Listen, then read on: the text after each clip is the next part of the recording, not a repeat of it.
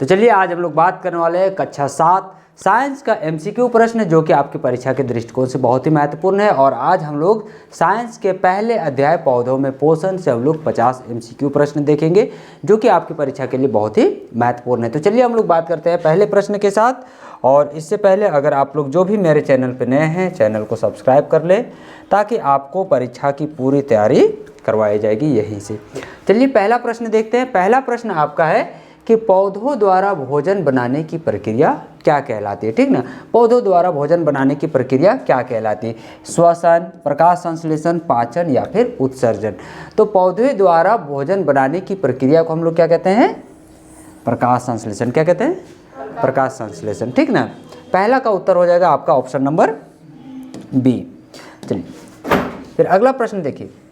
अगला प्रश्न है आपका, प्रकाश संश्लेषण के लिए कौन सी गैस आवश्यक है? ठीक ना, प्रकाश संश्लेषण क्रिया के लिए कौन सी गैस आवश्यक है? कौन सा गैस चाहिए? ऑक्सीजन, नाइट्रोजन, कार्बन डाइऑक्साइड या फिर हाइड्रोजन? कौन सी गैस चाहिए? Carbon dioxide. ठीक ना, प्रकाश संश्लेषण क्रिया के लिए कौन सी गैस की आवश्यकता पड़ती है? Carbon dioxide. और मनुष्य सांस लेता है तो मनुष्य कौन सा गैस सांस लेता है? ऑक्सीजन। ठीक ना, और वहीं पेड़ पौधे कौन सा गैस सांस लेते हैं?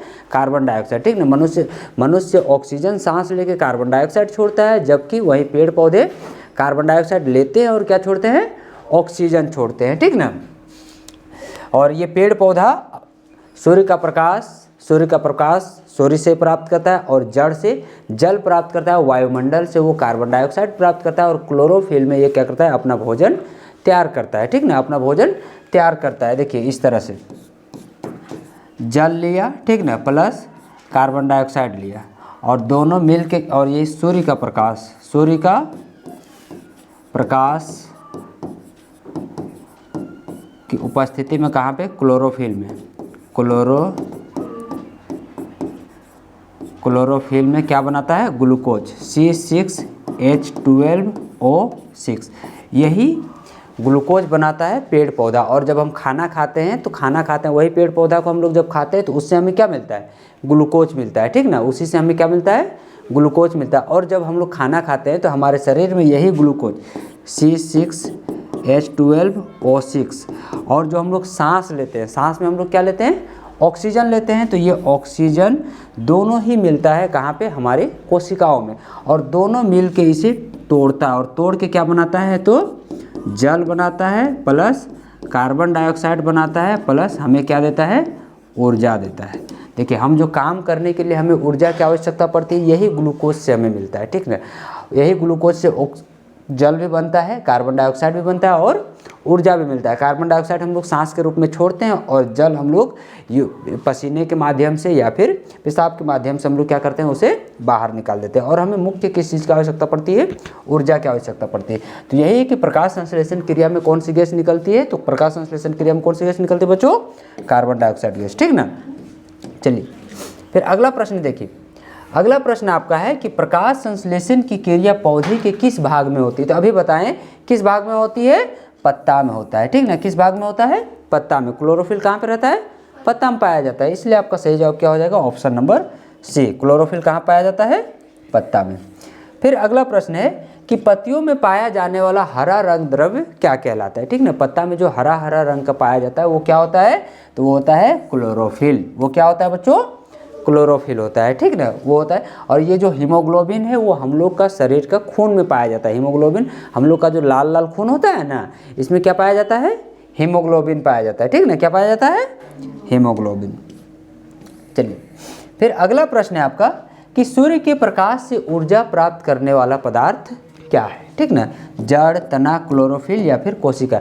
तो सूर्य का प्रकाश से कौन ऊर्जा प्राप्त करता है? क्लोरोफिल। ठीक ना, कौन ऊर्जा प्राप्त करता है बच्चों? क्लोरोफिल। और क्लोरोफिल ही सूर्य से प्रकाश संश्लेषण की क्रिया द्वारा सूर्य का प्रकाश लेता है, और उसी से क्या बनाता है? भोजन बनाता है। ध्यान इधर रखो। ठीक ना, कौन है? क्लोरोफिल। चलो फिर अगला प्रश्न देखो। अगला प्रश्न है कि पौधे जल कहाँ से प्राप्त करते हैं? ठीक ना, तो पौधा जल कहाँ से प्राप्त करता है? कहाँ से करता है? जड़ से भाई। कहाँ से प्राप्त करता है? जड़ से। देखिए ये इस तरह से पौधा है। ठीक ना, ये पौधा है तो पेड़ पौधा को जल कहाँ से प्राप्त होता है? जड़ के माध्यम से। ठीक ना, और यहाँ जो पत्ता है, पत्ता से वो क्या लेता है? कार्बन डाइऑक्साइड, क्या लेता है? कार्बन डाइऑक्साइड, और वही पता सूर्य का प्रकाश भी लेता है। तो आपका सही जवाब क्या हो जाएगा? Option number C. चलो फिर अगला प्रश्न देखिए। अगला प्रश्न है प्रकाश संश्लेषण के दौरान कौन सी गैस बाहर निकलती है, ठीक ना। तो अभी हम लोग बताएं कि पेड़ पौधा क्या लेता है? कार्बन डाइऑक्साइड लेता है और क्या छोड़ता है? ऑक्सीजन छोड़ता है। तो प्रकाश संश्लेषण की क्रिया के दौरान कौन सी गैस बाहर निकलती है? तो ऑक्सीजन गैस बाहर निकलती है, ठीक ना, और कार्बन डाइऑक्साइड लेती है। चलिए फिर अगला प्रश्न देखिए। अगला प्रश्न है कि पौधों द्वारा बनाया गया भोजन किस रूप में संचयित होता है, ठीक ना। प्रोटीन, वसा, स्टार्च या फिर विटामिन। तो पौधे द्वारा बनाया गया भोजन किस रूप में संचित होती है? स्टार्च के रूप में, ठीक ना। किस रूप में संचयित होती है? स्टार्च के रूप में। चलो फिर अगला प्रश्न देखो।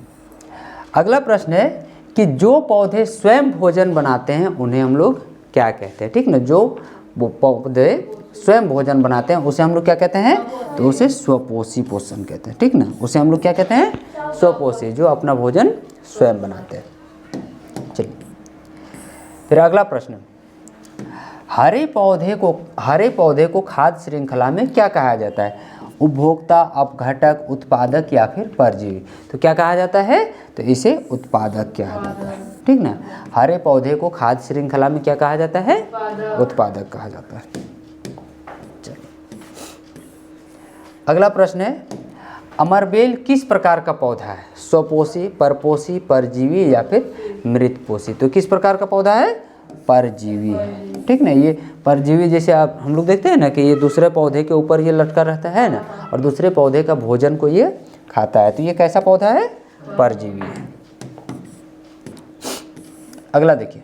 अगला है अमरबेल भोजन किससे प्राप्त करता है? मिट्टी से, सूर्य से, अन्य पौधे से या फिर वायु से। तो किससे प्राप्त करता है? किसी अन्य पौधे का भोजन को यह ग्रहण करता है। तो इसका सही जवाब क्या हो जाएगा? अन्य पौधे से, ठीक ना। अमरबेल किससे भोजन प्राप्त करता है? तो यह अन्य पौधे से अपना भोजन प्राप्त करता है।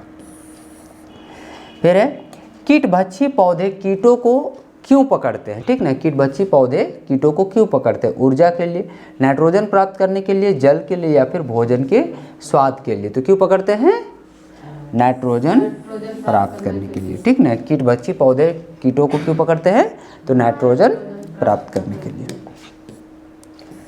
अगला सवाल, कीटभक्षी पौधे सामान्यतः किस मिट्टी में उगते हैं?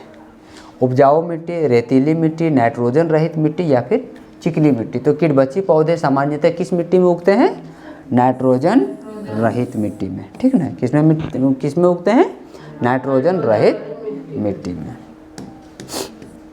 अगला प्रश्न, पिचर प्लांट किस श्रेणी का पौधा है, ठीक ना। पिचर प्लांट किस श्रेणी का पौधा है? परजीवी, परपोषी, कीटभक्षी या फिर मृतजीवी। तो किस प्रकार का पौधा है? कीटभक्षी पौधा, ठीक ना। किस प्रकार का पौधा है? कीटभक्षी। पिचर प्लांट किस प्रकार का पौधा है? तो यह कीटभक्षी पौधा है, ठीक ना। ये कीड़े मकोड़े खा जाता है। फिर अगला सवाल, मृतपोषी पौधे भोजन कहाँ से प्राप्त करते हैं? तो मृतपोषी पौधे भोजन कहाँ से प्राप्त करते हैं? जीवित पौधों से, मृत एवं सड़े पदार्थों से, सूर्य से या फिर जल से। तो कहाँ से प्राप्त करते हैं? मृत एवं सड़े पदार्थों से, ठीक ना। कहाँ से प्राप्त करते हैं? मृत एवं सड़े पदार्थों से। चलिए अगला प्रश्न है, कुकुरमुत्ता किस प्रकार का पोषण करता है, ठीक ना। कुकुरमुत्ता एक पौधा है, ठीक ना। ये किस प्रकार का पोषण प्राप्त करता है? स्वपोषी, परपोषी, मृतपोषी या फिर कीटभक्षी। तो किस प्रकार का पोषण प्राप्त करता है? नहीं रे भाई, मृतपोषी, ठीक ना। कुकुरमुत्ता किस प्रकार का पोषण प्राप्त करता है? तो यह मृतपोषी करता है। अगला प्रश्न, प्रकाश संश्लेषण के लिए कौन सा कच्चा पदार्थ आवश्यक नहीं है? जल, कार्बन डाइऑक्साइड, ऑक्सीजन या फिर सूर्य का प्रकाश। तो हम लोग देखें प्रकाश संश्लेषण क्रिया में जल का भी आवश्यकता पड़ा था, कार्बन डाइऑक्साइड भी, सूर्य का प्रकाश भी, और किसका आवश्यकता नहीं पड़ता है? ऑक्सीजन का, क्योंकि ऑक्सीजन वो छोड़ रहा है, ठीक ना। तो इसकी आवश्यकता नहीं पड़ती है। तो प्रकाश संश्लेषण के लिए कौन सी गैस के कौन सा कच्चा पदार्थ नहीं चाहिए? तो ऑक्सीजन नहीं चाहिए, ठीक ना। चलो फिर अगला प्रश्न, पौधे में श्वसन कब होता है? केवल दिन में, केवल रात में, दिन और रात दोनों में, या केवल प्रकाश में। तो पौधे में श्वसन कब होता है? दिन हो चाहे रात हो। जैसे हम लोग सांस लेते हैं उसी प्रकार से पेड़ पौधा को भी सांस लेने की आवश्यकता होती है, ठीक ना। तो इसलिए पेड़ पौधे सांस कब लेते हैं बच्चों? तो दिन और रात दोनों ही समय में, ठीक ना, दिन और रात दोनों ही समय में ये सांस लेते हैं, ठीक। चलो अगला प्रश्न देखिए। अगला प्रश्न आपका, पौधों में भोजन का परिवहन किसके द्वारा होता है, ठीक ना। जैसे हम लोग खाना पीना खाते हैं ना, तो खाना पीना पाते हैं तो हम लोग का शरीर में दो प्रकार का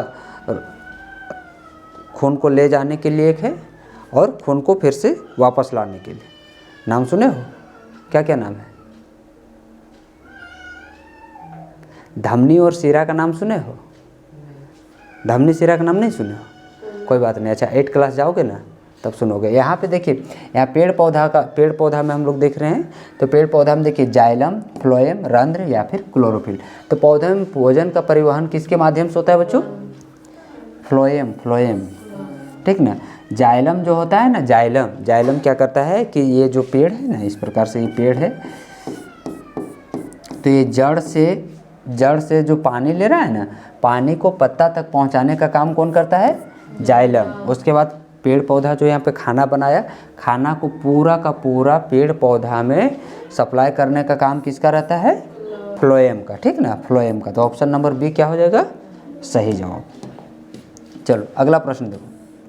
अगला प्रश्न है कि जाइलम का मुख्य कार्य क्या है, ठीक ना। प्रश्न क्या है?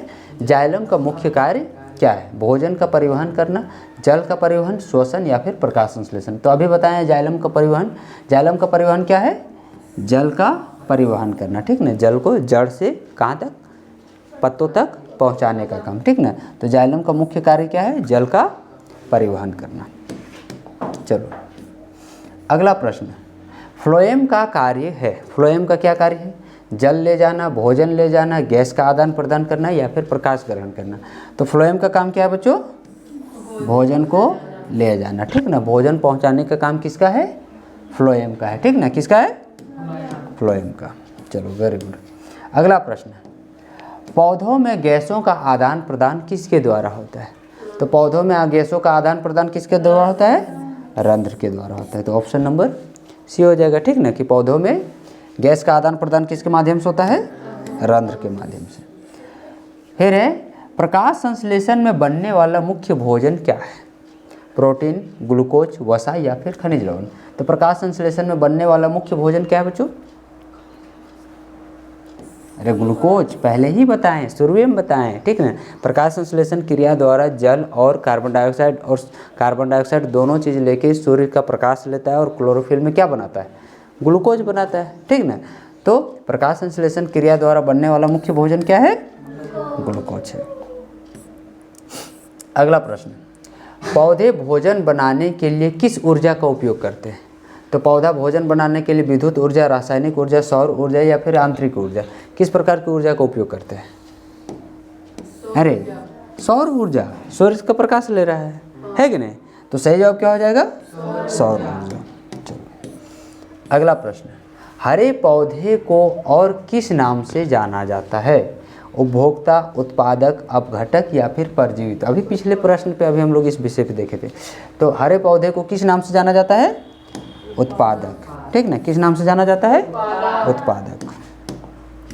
अगला प्रश्न, पौधों में नाइट्रोजन की कमी से क्या प्रभाव पड़ता है? पत्तियां हरी हो जाती है, पौधे तेजी से बढ़ते हैं, वृद्धि रुक जाते हैं या फिर फूल अधिक आते हैं। तो पौधों में जब नाइट्रोजन की कमी होती है तो क्या होता है कि पेड़ पौधा का वृद्धि रुक जाता है। तब हम लोग क्या डालते हैं? यूरिया डालते हैं, है ना। यूरिया डालते हैं, खाद डालते हैं और भी पोषक तत्व डालते हैं, ठीक ना, ताकि वो पौधा और ज़्यादा बढ़े। तो जब हम लोग यूरिया खरीदते हैं तो यूरिया का बोरा में देखना, वहाँ पे लिखा हुआ है 46% नाइट्रोजन। वहाँ पे देखोगे 46% क्या रहता है? नाइट्रोजन रहता है, ठीक ना। तो जब नाइट्रोजन का कमी हो जाता है तो पौधा का वृद्धि क्या हो जाता है? रुक जाता है। तो ऑप्शन नंबर सी क्या हो जाएगा? सही जवाब, ठीक ना। चलो अगला प्रश्न देखो। अगला प्रश्न है, कीटभक्षी पौधे किस तत्व की पूर्ति करते हैं? कार्बन, ऑक्सीजन, नाइट्रोजन या फिर हाइड्रोजन। तो कीटभक्षी पौधे किस चीज़ की पूर्ति करते हैं बच्चों? नाइट्रोजन का, ठीक ना। किसका पूर्ति करता है? नाइट्रोजन का। तो ऑप्शन नंबर सी सही जवाब हो जाएगा। अगला प्रश्न देखो, प्रकाश संश्लेषण की खोज किस वैज्ञानिक ने की थी? न्यूटन, प्रिस्टले या फिर डार्विन या फिर गैलीलियो। तो प्रकाश संश्लेषण की खोज किसने किया था? प्रिस्टले, ठीक ना। किसने खोजा था? पृष्ठलेख। अगला प्रश्न देखो, अगला प्रश्न है पौधे में भोजन बनता है कहाँ पर? केवल जड़ में, केवल तने में, केवल पत्ती में या फिर सभी भाग में? तो कहाँ पे बनाता है? हट पागल कहीं के, केवल पत्ती में, केवल पत्ता में बनाता है, ठीक ना। पौधे में भोजन कहाँ पे बनता है? सिर्फ और सिर्फ पत्ता में ये अपना भोजन बनाता है, दूसरी जगह पे ये अपना भोजन नहीं बनाता है। फिर अगला प्रश्न देखो, पत्तियों का हरा रंग किस कारण से होता है? जल, खनिज, क्लोरोफिल या फिर ऑक्सीजन? हट, हाँ क्लोरोफिल, ठीक ना। पेड़ पौधे अपना भोजन कहाँ बनाते हैं? क्लोरोफिल में, यही हम लोग देखे थे। तो ये पेड़ पौधा में जो पत्ता जो हरा रंग का होता है ना, वो किसके कारण से होता है? क्लोरोफिल के कारण होता है, ठीक ना। किसके कारण होता है? क्लोरोफिल। तो ऑप्शन नंबर सी क्या हो जाएगा? सही जवाब हो जाएगा।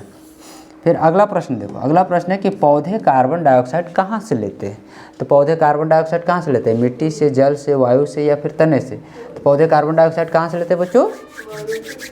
वायु से, ठीक ना। कहाँ से लेते हैं? वायु से। और मिट्टी से क्या लेता है? नाइट्रोजन, ठीक ना। अगला प्रश्न देखिए, प्रकाश संश्लेषण की प्रक्रिया कब होती है? रात में, अंधेरे में, प्रकाश में या फिर वर्षा के दिन? वर्षा में। कहाँ होता है? कब होता है बताओ? प्रकाश संश्लेषण की क्रिया प्रकाश की उपस्थिति में होता है, सिर्फ दिन में, ठीक ना। रात में नहीं होता है। प्रकाश संश्लेषण के लिए सूर्य का प्रकाश चाहिए ना, तो सूर्य का प्रकाश दिन में मिलता है कि रात में मिलता है? दिन में। तो इसलिए सही जवाब क्या हो जाएगा? Option number C. अगला प्रश्न, पौधों के लिए भोजन क्यों आवश्यक है? रंग के लिए, वृद्धि और ऊर्जा के लिए, सुंदरता के लिए या फिर गंध के लिए? तो हम लोग खाना पीना क्यों खाते हैं भाई? बढ़ने के लिए और काम धंधा करने के लिए ऊर्जा चाहिए। इसी प्रकार से पेड़ पौधों को भी क्या चाहिए? वृद्धि और ऊर्जा के लिए इन्हें भी क्या चीज़ की आवश्यकता पड़ती है? भोजन की आवश्यकता पड़ती है, ठीक ना। चलिए अगला प्रश्न देखो, कौन सा पौधा परजीवी नहीं है? तो इसमें से कौन सा पौधा परजीवी नहीं है? अमरबेल, लैरेंथस, पिचर प्लांट या फिर रेपलिसिया? कौन सा पौधा परजीवी नहीं बताओ? पिचर प्लांट, ठीक है ना। कौन सा पौधा परजीवी नहीं है? तो पिचर प्लांट परजीवी नहीं है, ठीक ना। अगला प्रश्न देखो, पौधे में भोजन का संग्रह कहाँ होता है? जड़, तना, पत्ती या फिर सभी में? तो पौधे में भोजन का संग्रह कहाँ होता है बच्चों? इन सभी जगहों पे होता है, ठीक ना। जड़, तना और पत्ती सब जगह पे होता है, ठीक ना। चलो अगला प्रश्न देखो, पौधों को खनिज लवण कहाँ से मिलते हैं? तो पौधे को खनिज लवण कहाँ से मिलता है? वायु से, जल से, मिट्टी से या फिर सूर्य से? तो पौधे को खनिज लवण कहाँ से मिलता है? मिट्टी से रे भाई, मिट्टी से ही ना। हम लोग जितना भी यूरिया खाद जितना डालते हैं वो कहाँ डालते हैं? मिट्टी में डालते हैं, हवा में डालते हैं? मिट्टी में डालते हैं ना। तो कहाँ से मिलता है उसको? मिट्टी से ही मिलता है। तो ऑप्शन नंबर सी हो जाएगा सही जवाब। फिर अगला प्रश्न देखो, पौधों में जल का अवशोषण किस भाग द्वारा होता है? तो पौधे में जल का अवशोषण कहाँ पे होता है? कहाँ से लेता है? अरे जल कहाँ से प्राप्त करता है? जड़ से ना लेता है रे भाई। कहाँ से लेता है पेड़ पौधा जल? जड़ से लेता है, ठीक ना। कहाँ से ले रहा है? जल से। चलो अगला प्रश्न देखो, अगला प्रश्न है कौन सा पौधा स्वपोषी है?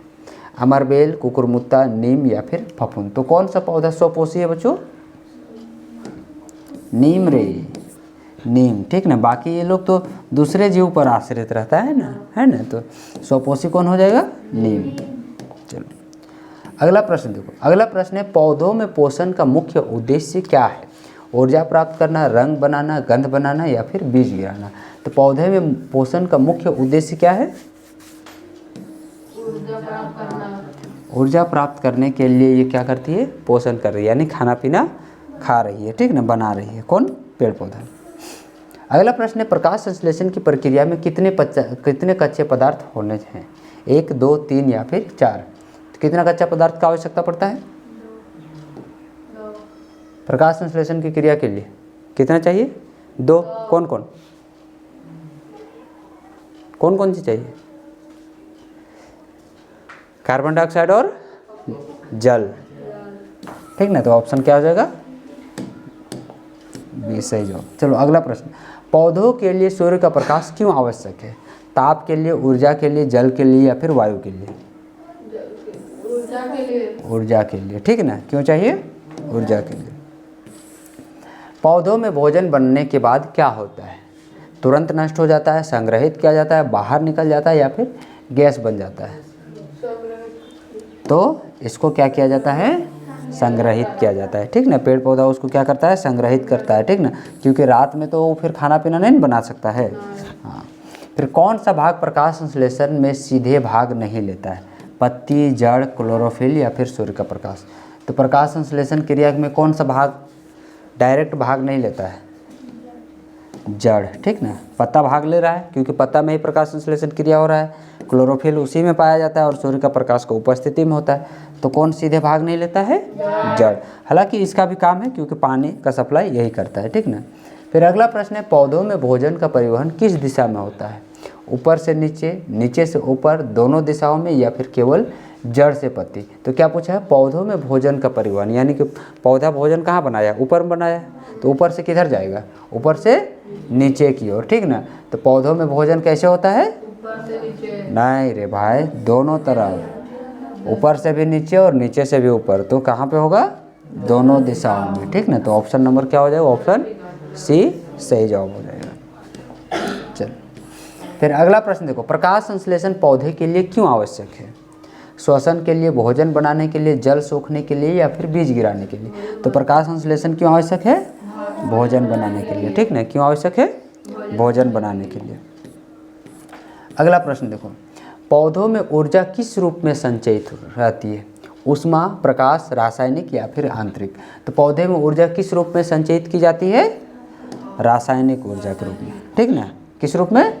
रासायनिक रूप में। तो ऑप्शन नंबर सी क्या हो जाएगा? सही जवाब हो जाएगा।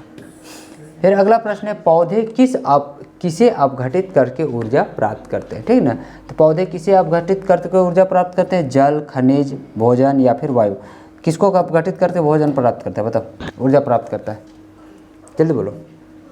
अरे भोजन को ही ना यूज करके वो क्या प्राप्त कर रहा है? ऊर्जा। हम लोग भी ऊर्जा कैसे प्राप्त करते हैं? खाना पीना खा के ही ना। जब हम लोग थक जाते हैं तो हम लोग क्या खाते हैं? खाना खाते हैं, है ना। उससे हमें क्या मिलता है? ऊर्जा मिलता है। तो उसी प्रकार से पेड़ पौधे भी किसको अपघटित करके ऊर्जा प्राप्त करते हैं? भोजन को। अगला प्रश्न है, प्रकाश संश्लेषण जीवन के लिए क्यों महत्वपूर्ण है? भोजन और ऑक्सीजन देता है, केवल पौधों के लिए, केवल जानवरों के लिए या फिर केवल मनुष्यों के लिए? तो प्रकाश संश्लेषण जीवन के लिए क्यों महत्वपूर्ण है बच्चों? तो यह भोजन और ऑक्सीजन देता है, इसलिए प्रकाश संश्लेषण क्रिया क्या है? जरूरी है, ठीक ना। फिर अगला प्रश्न देखो, पौधों में पोषण की क्रिया किस स्तर पर होती है? कोशिक स्तर पर, उत्तक स्तर पर, अंग स्तर पर या फिर पूरे पौधे में? तो पौधे में पोषण की क्रिया किस स्तर पर होती है? कोशिक के स्तर पर, ठीक ना, कोशिक के स्तर पर। तो अभी हम लोग टोटल 50 प्रश्न देखे और ये सभी प्रश्न आपके लिए बहुत ही महत्वपूर्ण था। तो अगर आपको वीडियो अच्छा लगा होगा तो चैनल को सब्सक्राइब कर ले और फिर मिलेंगे हम लोग नए वीडियो में। तब तक के लिए धन्यवाद।